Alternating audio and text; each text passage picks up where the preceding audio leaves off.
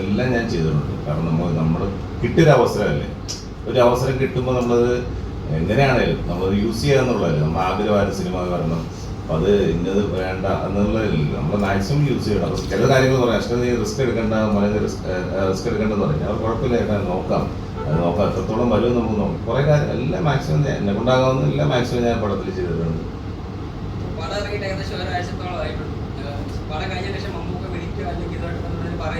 മമ്മൂക്ക വിളിച്ചവരെ ആരോടൊന്നും പറയരുത്. അത് director sir എന്നേക്കാളും serious ആയിട്ടിരിക്കുന്ന ഡയറക്ടർ സാറുമായിട്ടുള്ള അവർ തമ്മിലുള്ള ഒരു രഹസ്യബന്ധങ്ങളുണ്ടാവും.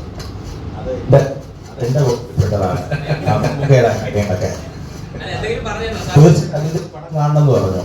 ഈ ഇതിന്റെ ലോഞ്ച്, ടൈറ്റിൽ ലോഞ്ച് ചെയ്തതെന്ന് അദ്ദേഹമാണ്.